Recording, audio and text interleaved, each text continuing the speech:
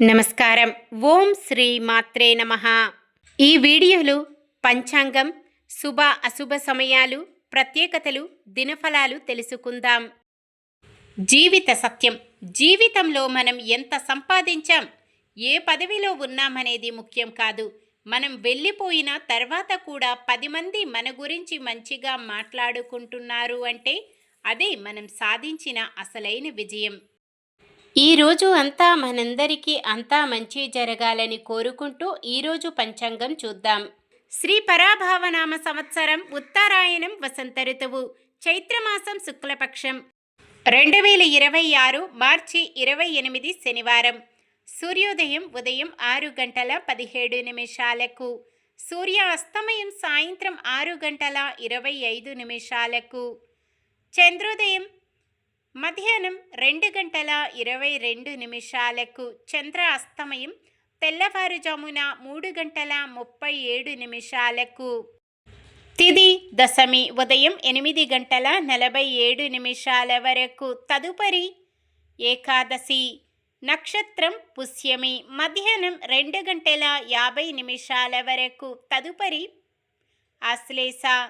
కరణము గరజి ఉదయం 8:47 వరకు. తదుపరి వనిజ రాత్రి 8:17 వరకు. తదుపరి విష్టి. యోగము సుకర్మము రాత్రి 8:06 వరకు. తదుపరి ధృతి. అశుభ సమయాలు. రాహుకాలం ఉదయం 9:19 నుండి 10:50 వరకు. యమగండం మధ్యాహ్నం 1:52 నుండి 3:23 వరకు. గుళిక కాలం ఉదయం 6:17 నుండి 7:48 వరకు. దుర్ముహూర్తం ఉదయం 7:54 నుండి 8:43 వరకు. వర్జ్యం తెల్లవారుజామున 3:31 నుండి 5:06 వరకు. శుభ సమయాలు. బ్రహ్మ ముహూర్తం తెల్లవారుజామున 4:41 నుండి 5:29 వరకు. అమృత గడియలు ఉదయం 8:35 నుండి 10:08 వరకు. అభిజిత్ ముహూర్తం ఉదయం 11:57 నుండి 12:45 వరకు. మార్చి 28 శనివారం. ఈరోజు మంచిదేనా? ఈరోజు శుభకార్యాలు చేసుకోవచ్చా తెలుసుకుందాం. ఈరోజు ఉన్న తిథి దశమి ఉదయం 8:47 వరకు ఉంటుంది. తదుపరి ఏకాదశి. దశమి ఏకాదశి తిథులు శుభకార్యాలకు అనుకూలమైనవి. మధ్యాహ్నం 2:50 నుండి మొదలయ్యే ఆశ్లేష నక్షత్రం, రాత్రి 8:17 నుండి మొదలయ్యే విష్టీకరణం శుభకార్యాలకు అనుకూలమైనవి కావు. వారం శనివారం కూడా చాలా రకాల శుభకార్యాలకు వాడరు. సాధారణమైన పనులు మనం ప్రతిరోజు చేసుకునే పనులకు ఎటువంటి దోషాలు ఉండవు కాబట్టి యథావిధిగా చేసుకోవచ్చు. సూర్యుడు మీనరాశిలో, చంద్రుడు కర్కాటక రాశిలో ఉంటారు. చంద్రబలం వృషభం, కర్కాటకం, కన్యా, తుల, మకరం, కుంభం. శనివారం తూర్పు ఆగ్నేయం దిక్కున ప్రయాణాలు చేయరాదు. నక్షత్ర బలం పుష్యమి నక్షత్రం ఉన్న సమయములో బలమైన నక్షత్రాలు అశ్విని, కృత్తిక, మృగశిర, పునర్వసు, ఆశ్లేష, మఖ, ఉత్తర, చిత్త, విశాఖ, జ్యేష్ఠ, మూల, ఉత్తరాషాఢ, ధనిష్ట, పూర్వ భాద్రపద మరియు రేవతి. ఆశ్లేష నక్షత్రం ఉన్న సమయములో బలమైన నక్షత్రాలు అశ్విని, భరణి, రోహిణి, ఆరద్ర, పుష్యమి, మఖ, పుబ్బ, హస్త, స్వాతి, అనురాధ, మూల, పూర్వాషాఢ, శ్రవణం, శతభిషం, ఉత్తర భాద్రపద. ఈరోజు ప్రత్యేకతలు.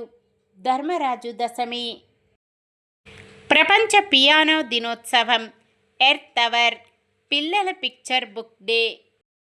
ఈరోజు పుట్టినరోజు మరియు పెళ్లి రోజు జరుపుకుంటున్న వారందరికీ ఆ శ్రీ మహావిష్ణువు లక్ష్మీదేవుల ఆశీస్సులు వారిపై ఎల్లప్పుడూ ఉండాలని మనస్ఫూర్తిగా కోరుకుంటున్నాను. నిన్న మేమడిగిన ప్రశ్నకు సమాధానం: సీతాదేవి తండ్రి జనక మహారాజు. ఈరోజు ప్రశ్న: రావణాసురుడు ఏ సోదరుడు నారాయణ భక్తుడు?